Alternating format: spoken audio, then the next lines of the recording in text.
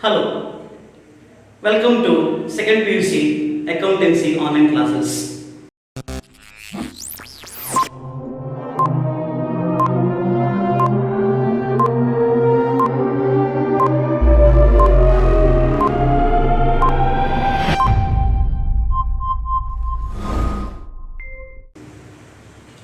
In my previous class, I have explained about the meaning of partnership, the meaning of partner, partnership, partnership firm, firm name, and we have already gone through the definition of partnership that is given under section 4 of Indian Partnership Act 1932. Today, let us move on to the features of partnership. When we analyze the features of partnership, we will understand the meaning of partnership also in a clear way. So, first feature is two or more persons. There must be two or more persons in a partnership firm. To start a partnership business, minimum of two partners are required, and the maximum number it is given as 50 under the Act. So, central government is empowered to fix the maximum number of partners in a partnership firm. So, 2 is the minimum requirement. So, one person cannot start a partnership. It will become a sole concern, and maximum numbers should not exceed 50 partners. Second one is there must be an agreement. I told you there must be an agreement in my previous class while analyzing the definition, that is the relation between the persons who have agreed to share. Agreed. So there must be an agreement. Remember friends, agreement need not be in writing. The Act is very silent in this regard. Act says there must be an agreement. It may be an oral or written agreement. But to be on the safer side, if it is better if the partners form a written agreement, because if any dispute arises in future, the partners can go to court of law, and there the written evidence will be taken by the court for deciding the case.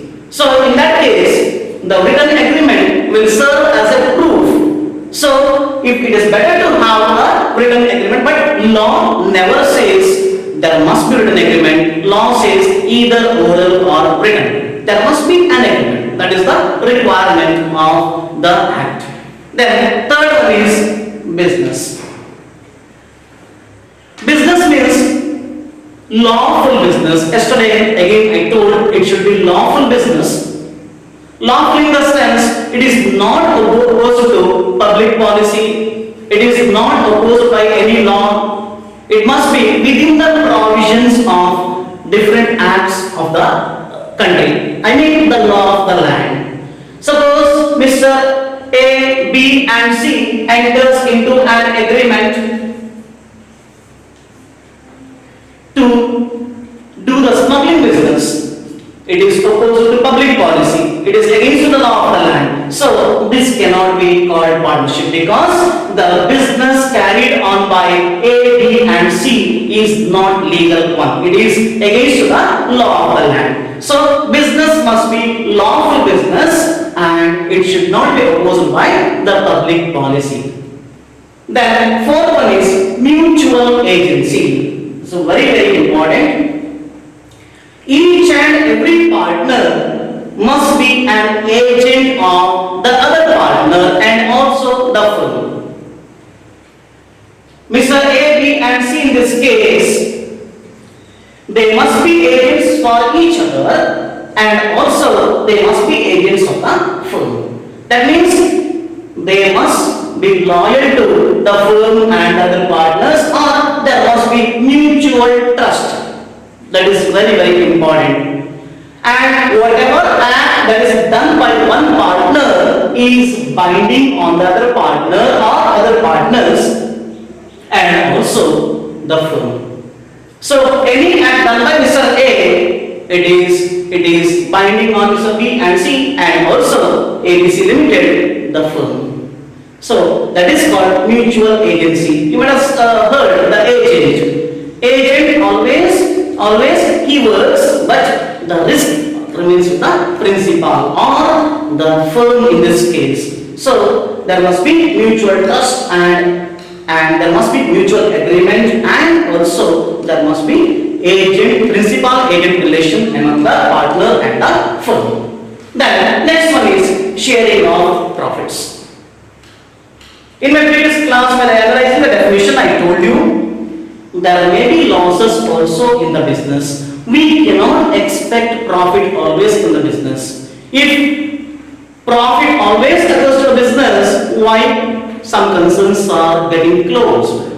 You might have seen large sector undertakings or even PSUs, public sector undertakings, even multinationals comes to a close, isn't it? Closure. So here we must make sure that the profits earned by the partners must be shared among the partners. They must share those profits among themselves as per the agreement or in agreed proportion, or if it is not mentioned how to share, it must be shared equally among the partners.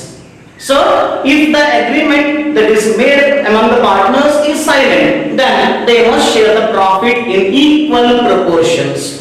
If it is mentioned in the agreement that is A, B and C are partners and they share profits and losses in the ratio of 3:2:1, so the profit of Mr. A will be 3/6, that is 1/2, 3/6 or 1/2, and 2/6 and 1/6. So this should be the profit sharing, that is proportion. On the other hand, if there is a loss in the business, that should also be borne by all the partners, but it is not mentioned in the definition. Even though it is not mentioned in the definition, it is implied.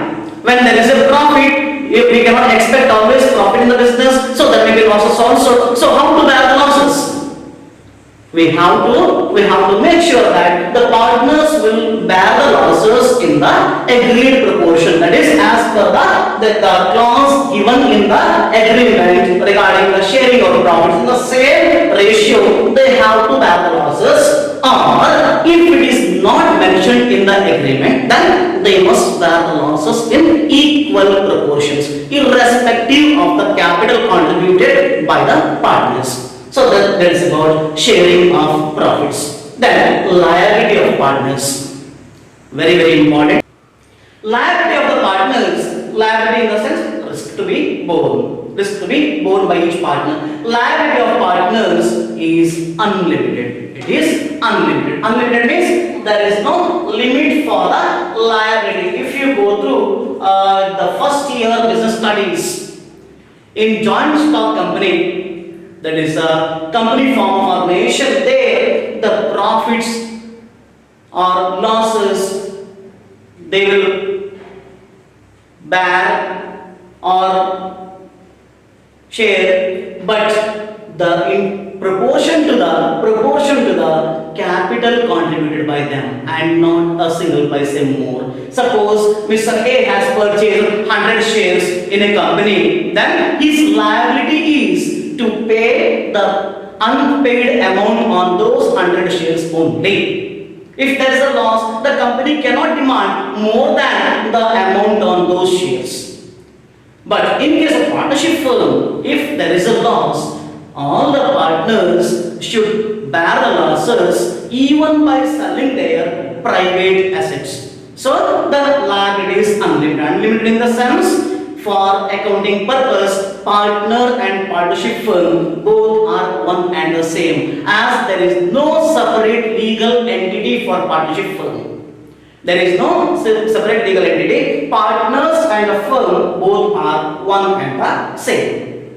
So if there is a loss in the business, the partners must bear that loss must bear that loss even by selling their private assets like car, bungalow, or whatever the private assets they have. So this is about the features of partnership firm. Let me have a glance over the features again. That is, 2 or more persons must be there, minimum 2 members, 2 partners, and maximum up to 50. And there must be an agreement, maybe written or oral. I told you already, written agreement is better than oral agreement. Business, it must be legal one, lawful business, which is not opposed to public policy or which is opposed by the law of the land. Mutual agency, there must be trust among the partners, and they must act in the agent principal relation. That is, any act done by the partner is binding on the firm and on the other partners in official capacity.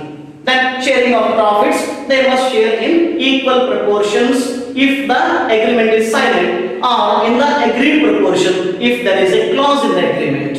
And even the losses should be borne in the same way. Then liability is unlimited. All partners have unlimited liability unless it is a LLP, that is a limited liability partnership. There is separate act, Limited Liability Partnership Act 2008.